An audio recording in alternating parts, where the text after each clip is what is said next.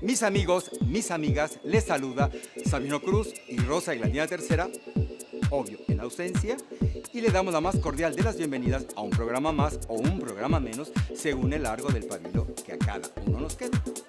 Clic al Arte se desplazó en esta ocasión hasta la ciudad de Coatepec para estar presente en la quinta Feria Nacional de la Orquídea y platicar con su coordinador, Óscar Espino.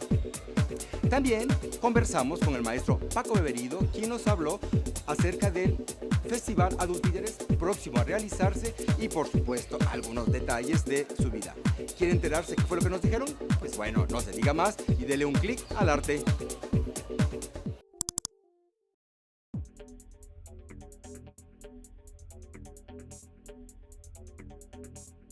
Esta quinta feria es un esfuerzo para promover y difundir el cultivo y la conservación de las orquídeas, no solo las especies mexicanas, sino en general este maravilloso mundo de plantas.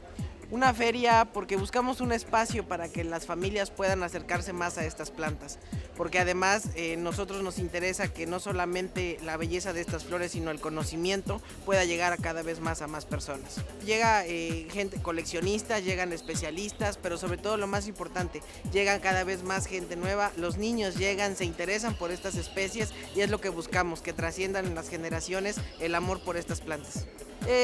Se dice que son caras porque el proceso de reproducción de estas plantas es muy tardado.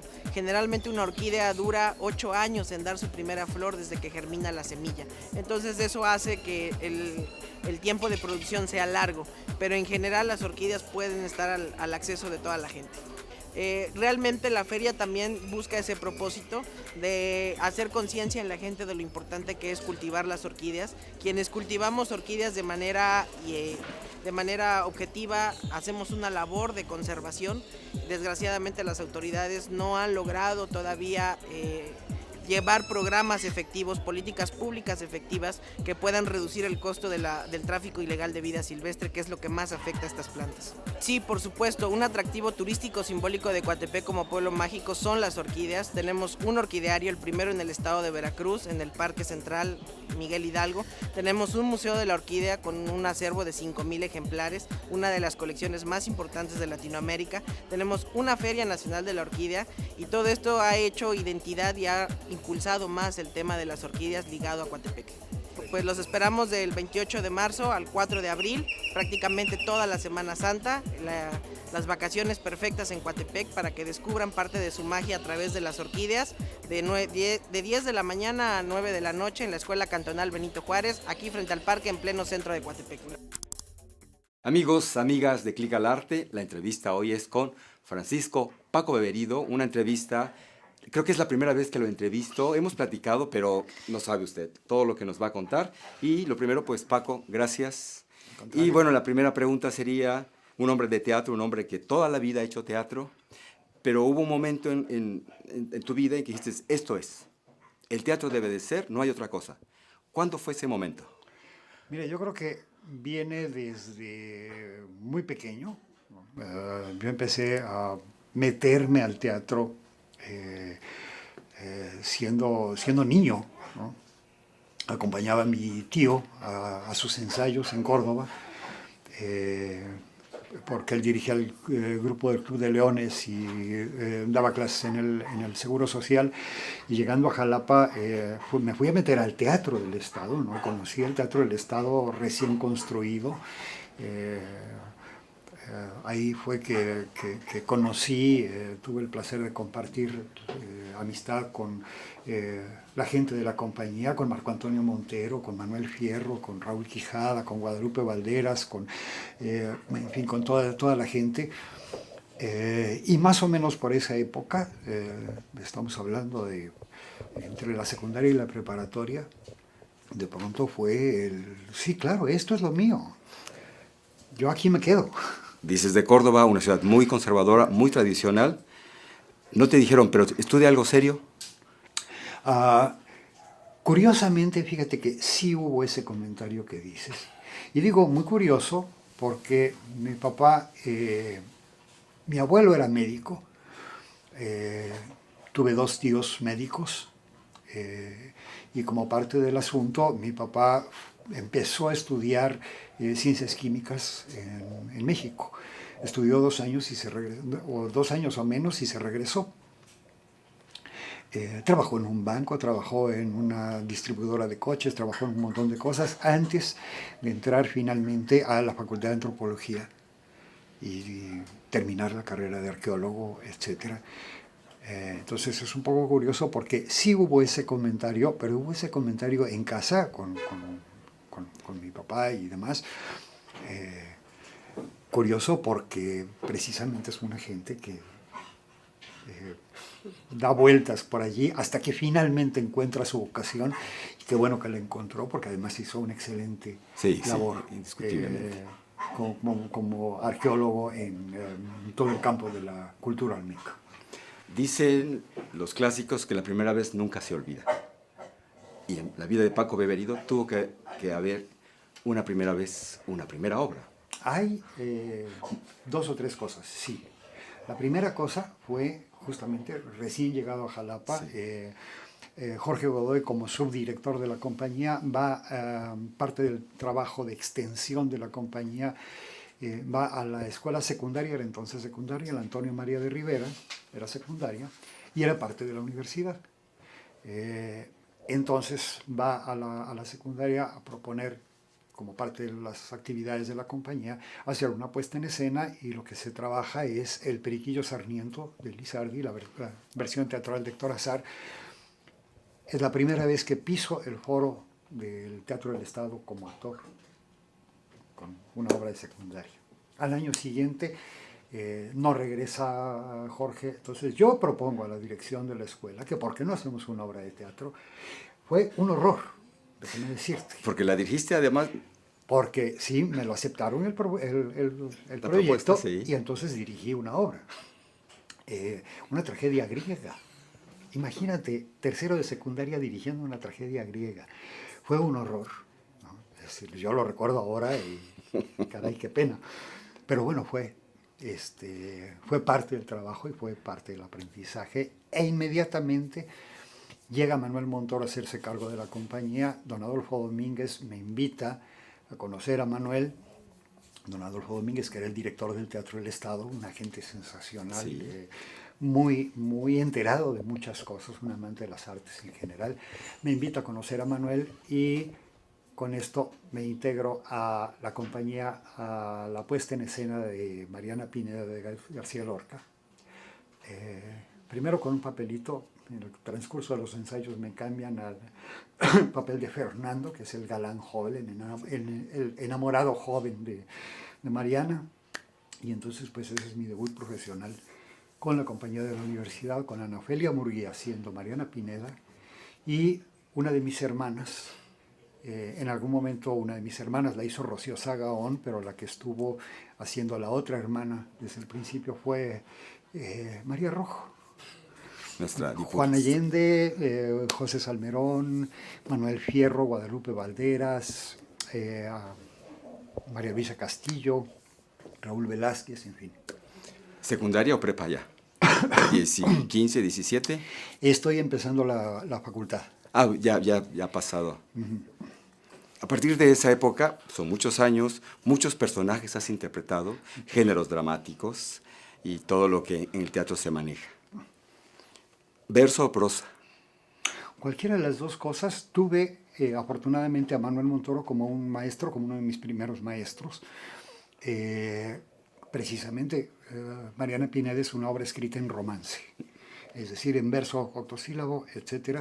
Entonces me sirvió muchísimo.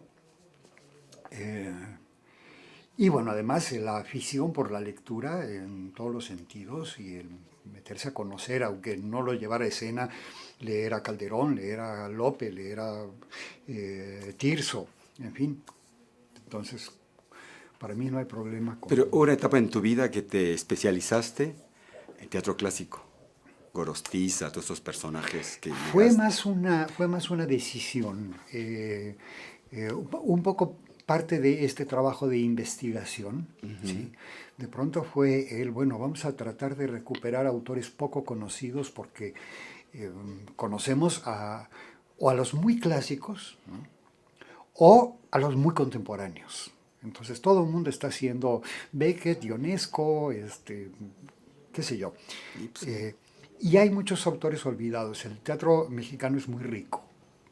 Entonces, la mejor manera no es simplemente de dar una conferencia o hacer un comentario, sino ponerlo en escena. Y entonces fue el tratar de rescatar algunas cosas, obviamente no toda la producción de Manuel Eduardo de Gorostiza, por ejemplo, nacido en el puerto de Veracruz, por cierto, todavía en la época de la colonia, en 1798 me parece, nacido en el puerto de Veracruz, así es que finalmente pues es un dramaturgo veracruzano. Y de pronto redescubrir a Ignacio Ramírez el Nigromante como autor dramático, que tiene cosas muy padres. En fin, fue más una cuestión de decisión, ¿no? Vamos a recuperar esto y mostrarlo al público joven, ¿no? No con puestas en escena de museo, con vestuario muy de la época, etcétera, sino tratando de jalarlo un poco para darle otro interés, otro atractivo, y que la gente conozca también a esos autores. De todos estos personajes que tú has construido, ¿cuál ha sido aquel, primero que te haya costado más trabajo, que dices, no sale, no sale? Y bueno, si es que ese después se te quedó y dices, pues ya quita, salte, ¿no? Yo déjame, voy por otro. No, me costó trabajo, sí, al principio, por supuesto, el Fernando de la Mariana. Bueno, eras pequeño, digamos. Claro, porque era ese reto, además Con... con esa compañía, ¿no? Pues sí, era un reto muy grande.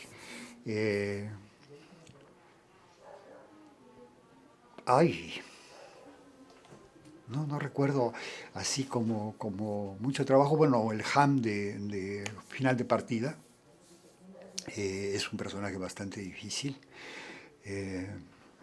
pero creo que no ha habido sí, las grandes dificultades. No, no hay un... Bueno, el caballo, el que personaje de caballo Mercedes. de Mercedes con Mercedes, también Sí, fue difícil, precisamente por eso, no nada más la cuestión física del Sí, movimiento, ¿no? Sino además por el estar pensando en caballo.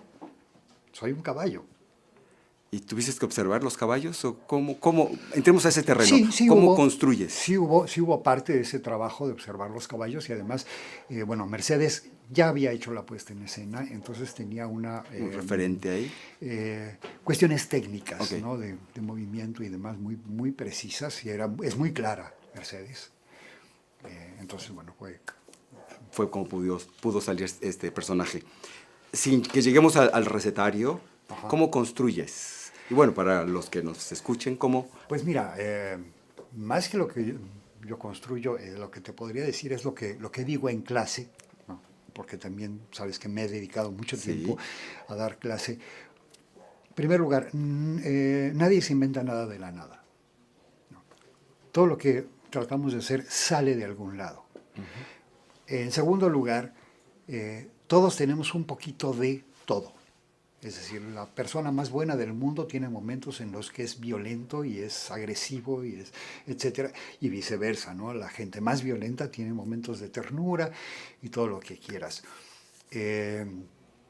Entonces se trata de buscar en tu experiencia aquellos puntos que tienes en contacto con el personaje.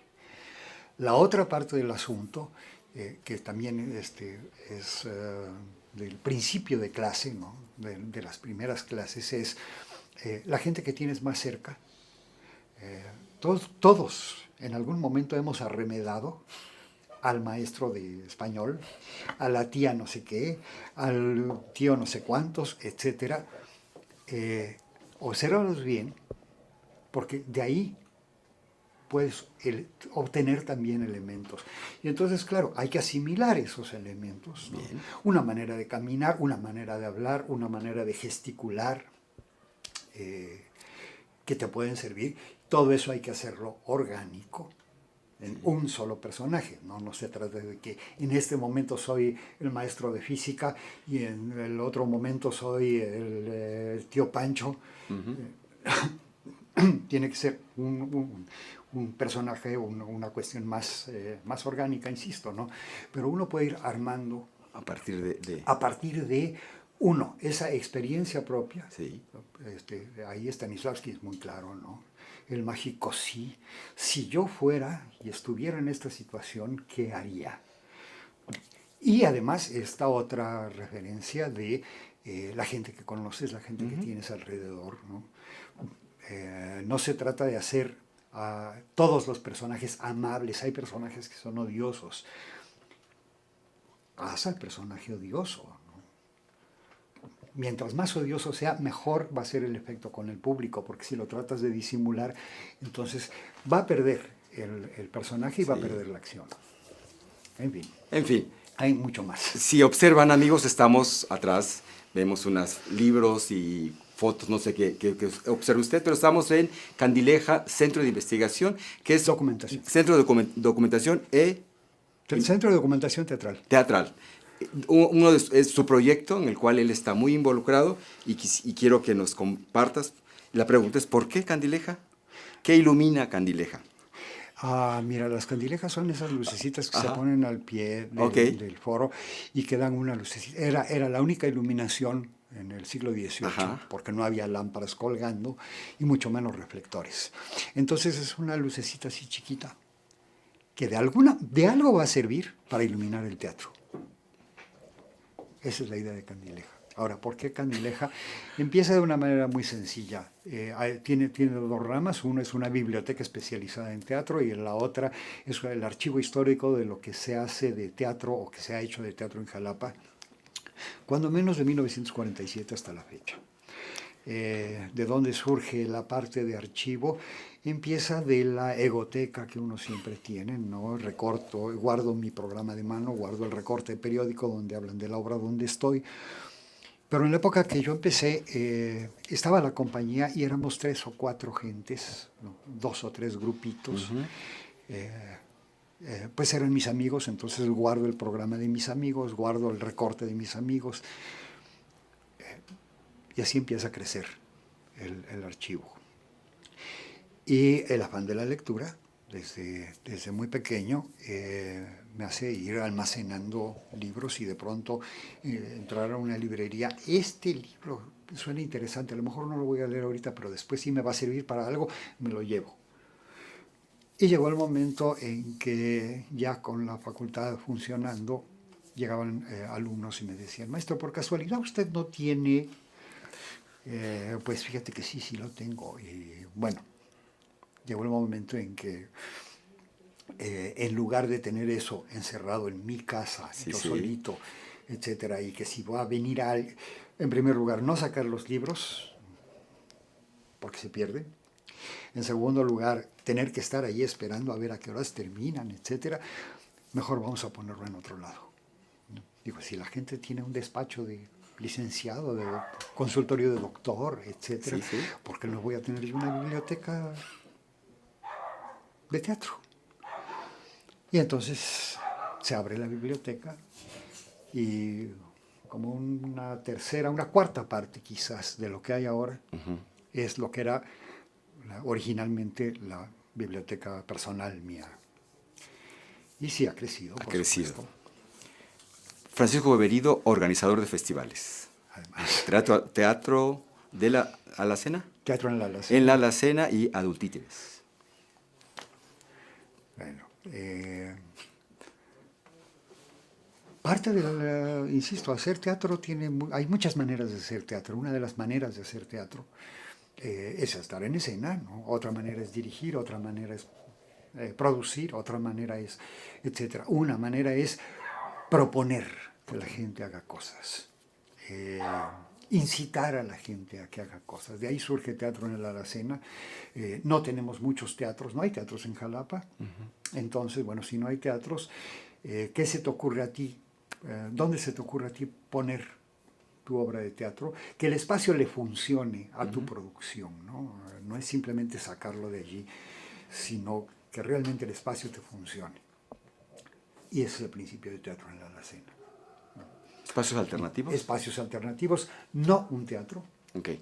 No un teatro, no un espacio adaptado como teatro, sino cualquier otro lugar que no tenga nada que ver con teatro. Una azotea, una cochera, o una recámara. Una carnicería. Una carnicería. Me acuerdo un espectáculo que hicieron ahí. En fin. Y por otro lado, eso lo hicimos en algún momento para un aniversario de Candileja. Y llevamos 11 años, este año sería el 12º, el 12º año en que se haría Teatro en la Alacena. Ya es un buen rato. Y de pronto en otro momento se nos ocurrió que si Jalapa en época de vacaciones, todo el mundo está de vacaciones y entonces no hay teatro, no hay música, no hay... Bla, bla, bla, ¿no? Hay gente que comenta eso. Vamos a Jalapa, que tiene gran fama de actividad cultural, y nos encontramos con que todo está cerrado. Pues entonces en vacaciones de Semana Santa se nos ocurrió hacer un festival de qué será bueno. Pues de títeres, hay muchos titiriteros aquí, pero hay muchos festivales de títeres en todo el país. En Veracruz, en Huamantla, en Monterrey, en México, Morelia, en Culiacán, etc. Entonces, ¿cómo lo vamos, qué diferencia le vamos a dar a este festival? Títeres para adultos. En México normalmente se piensa que los títeres son exclusivamente para niños, es para el público infantil. A diferencia de otros lugares, ¿no? En Europa, en casi toda Europa, los títeres son para todo mundo. Hay espectáculos especialmente para niños, pero hay espectáculos que no son para niños, que son para otros. Y hay mucha gente que trabaja, ¿no? Y hace muchas cosas así. En México estamos acostumbrados, insisto, en que los títeres son para niños, pero hay gente que está haciendo cosas que no están enfocadas al público infantil. Títeres para adultos, no necesariamente espectáculos pornográficos o de triple X o cuádruple X, etcétera, sino espectáculos que tienen un trasfondo filosófico, tienen un trasfondo de violencia, tienen otra manera de ver el mundo, o donde la cuestión técnica es tan minuciosa que un niño se aburre de verlo, pero uno como adulto descubre la minuciosidad y la maravilla de ser una miniatura. Entonces, ese es el objetivo de este festival. Un festival de títeres, de teatro de títeres o de animación de objetos y de muñecos que no está destinado al público infantil. Si comentas que es la semana de Pascua que le llamamos, que se le llama, entonces significa que ya está próximo. Ya estamos. ¿Y qué es lo que en esta ocasión, en el séptimo? El séptimo festival. ¿Quiénes vienen esta vez? Porque además es nacional. Sí. Este no es en Teatro en la Alacena sí tenemos una convocatoria. Okay. En el caso del Festival Adult Títeres, la mecánica es otra, los recursos son otros, etcétera. Entonces es más un festival por invitación. En este caso estamos invitando a Edwin Salas, que es un titiritero sensacional. Viene a estrenar aquí, antes que en otra parte, viene a dar un curso, 2 cursos de construcción y manejo de títeres y entrenamiento físico para el titiritero. Y viene a estrenar un espectáculo que se llama We Need to Kill Lolita, tenemos que matar a Lolita, inspirado en la novela de Nabokov. Bueno, habría que mencionar que Edwin acaba de estar hace unos meses o va a regresar a Taiwán porque lo contrataron para dar unos cursos y hacer un montaje basado en Shakespeare. Viene también Pablo Cueto con una de las obras que más se habla de teatro de títeres en México, que es La repugnante historia de Clotario de Moniax de Hugo Iriart. Es una obra que estrenó Pablo Cueto y que todo el mundo la tiene como referencia, pero muy pocos la han visto, porque sí, bueno, la he estado presentando, pero en fin, la vamos a tener ahora aquí en Jalapa. Viene otro grupo de México a presentar un espectáculo que se llama Sueño con Posada, inspirado en el personaje del el grabador. José Guadalupe.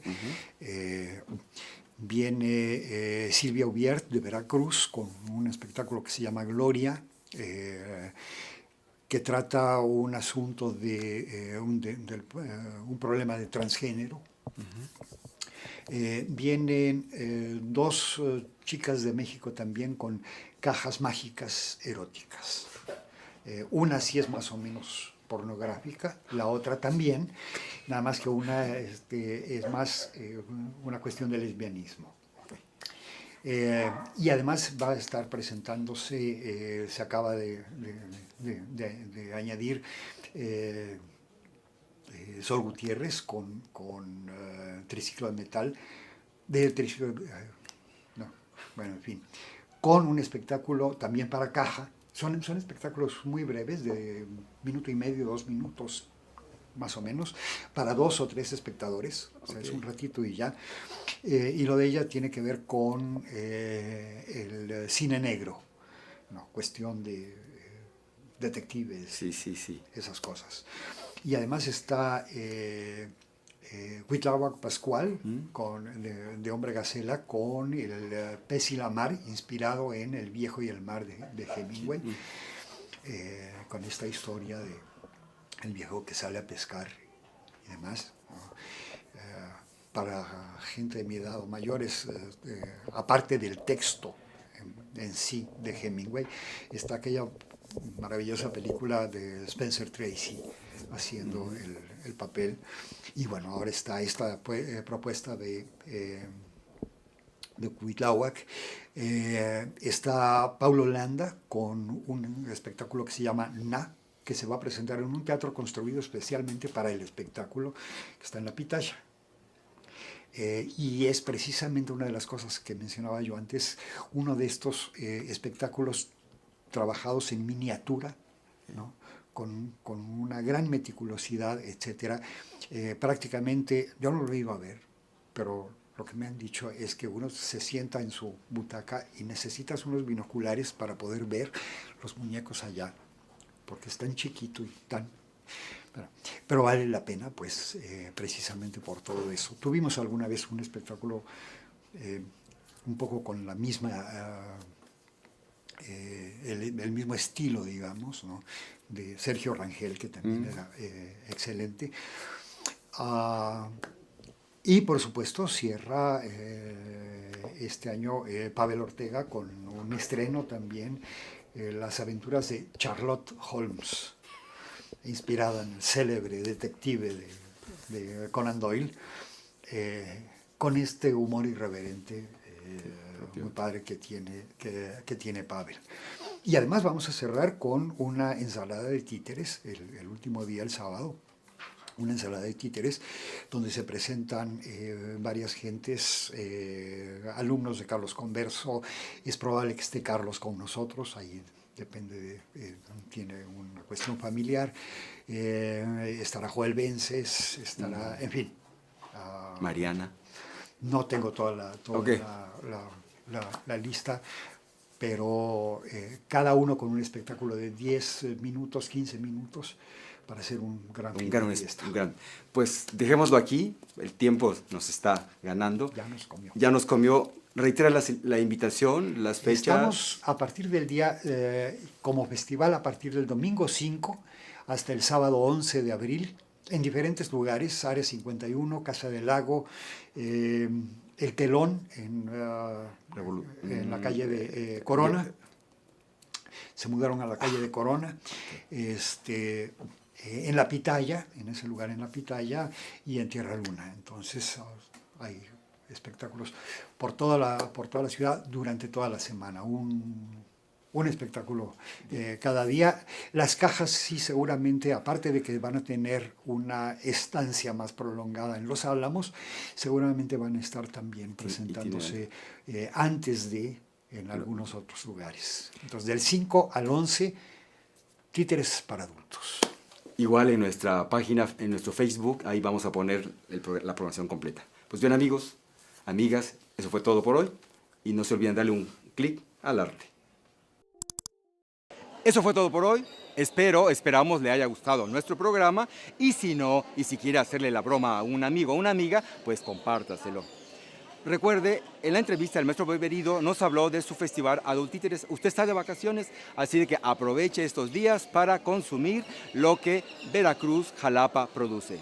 Nos vemos en el próximo programa y no se olvide darle el clic al arte.